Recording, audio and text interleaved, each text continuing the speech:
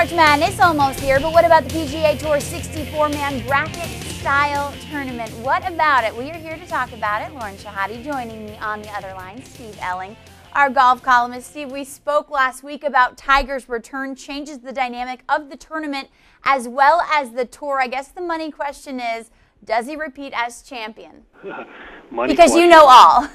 Money question, yeah, it's a money question in about 9 million ways because, man, I'll tell you, the guy's obviously he's the engine that drives this tour. You know, it's the format of this thing makes it's so volatile. You know, in many ways you could argue that it's easier to win this tournament because every day you play one guy. You've only got to beat one guy that day.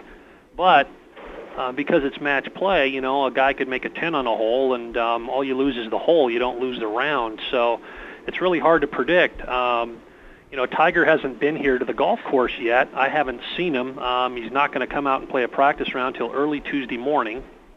So he's going to have basically one day to warm up because it starts Wednesday, and it's a brand new golf course.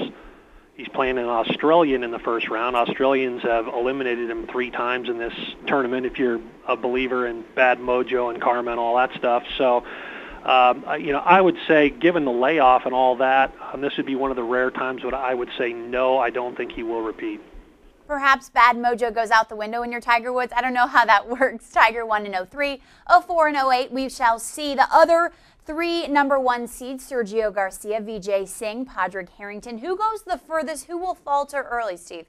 Well, Harrington's been off to a pretty slow start here in the States and has been pretty underwhelming, to be honest with you. And, you know, speaking of creaky knees, Vijay Singh had knee surgery, I guess it's been about a month ago now, and came back and hasn't really done much to distinguish himself either.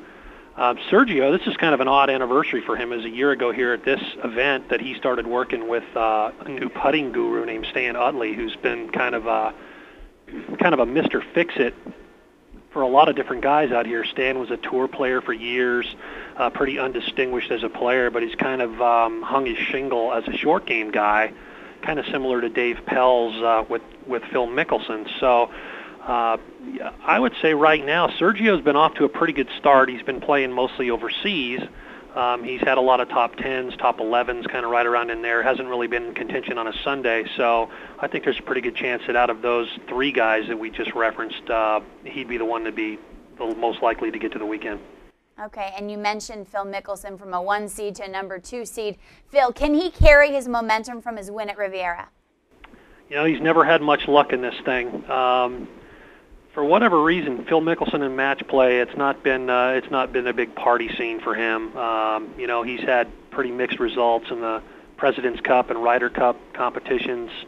You know, for a guy with his firepower, of his caliber, and his lofty position in world rankings, he mostly hasn't lived up to that. I mean, I'm hard pressed off the top of my head to think of a single time in this event that he's lasted more than a round or 2. I don't have his spreadsheet right in front of me, but it's been pretty forgettable for a guy who's who used to live in Scottsdale just up the road here. So I don't know. I doubt it. Matter of fact, you might look at the first 4 starts that Phil's had, and last week the win seems like the anomaly because the other tournaments had a missed cut and then a couple of very below average results in the other 2. So, boy, kind of hard to predict with him. Of course, that's always been his pedigree. You never know with Mickelson what you're going to get, whether he's going to hit it left, right, straight, and what it's going to be. Kind of like my golf game, except you really can't compare the 2. His best finish in this event in 2004, tied for 5th. Steve, a lot of talk about these young guns doing well in Tiger's absence. How will they fare now that he's back in it? Talking about Anthony Kim and Camilo Villegas, sure. Guys like that. Mm-hmm. I think I might have asked you this question before. So you always ask me questions, so I'll ask you one. You know how many times those 2 guys combined in their entire careers have finished ahead of Tiger Woods? Well, you always give me answers, and I don't have the answer. The answer is 2. Okay. Anthony Kim's never finished ahead of him ever. Now, granted, he's only really a third-year pro, and Camilo's finished ahead of Tiger twice. And I don't mean beat him, won events when Tiger was in the field. I mean just finished ahead of him when Tiger was in the field. So, yeah, that's a very good question. It's about time. These guys are going to have to start. They want to play with the varsity. They want to play with the big boys. Obviously, the opening is there. You've got guys like Mickelson, Furyk, Ernie Els, Retief Goosen, those guys are all 38, 39, 40, right in that range, getting towards the back end of, where you're going to probably think about them being at their optimal, the optimal peak of their powers. So somebody's going to have to come along from the, from the rug rat ranks. Maybe it's somebody like Danny Lee, who's an amateur who won on Sunday over in Europe. He's not in the field this week. But he's an up-and-comer. He won the U.S. Amateur last year. He's the second player in the history of the European Tour to win a tournament as an amateur. That's really saying something. Or somebody like Rory McIlroy, get my Rory straight, who is in the field this week, who's a top 20 player who's already won on the European Tour. So, yeah, there's a bunch of guys there. They just need to prove that they can do it when, Muhammad Ali's in the ring. Well, I only need one. Give me a dark horse. Who's the guy that's not getting a lot of attention that you think is going to go far? A guy who's done really well in this format in the past has been Jeff Ogilvy. He's won it before. He's actually done well in the World Golf Championship formats, which has been something that Tiger Woods has just dominated. The guy's won $10+ million of his career earnings in these WGC events.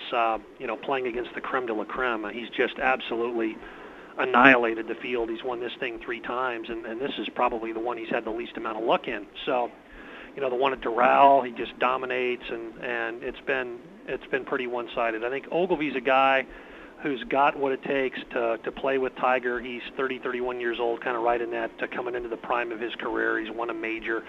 I still think there's plenty of upside for a guy like him. Steve, thank you so much for taking the time. Enjoy it. We'll check back with you next week. All right. I'll try to stay out of the cactus. All right. Keep asking you those questions. That was really good. I'll work on my answers. For Everything Golf right here on CBSSports.com, I'm Lauren Shehadi. We'll see you real soon.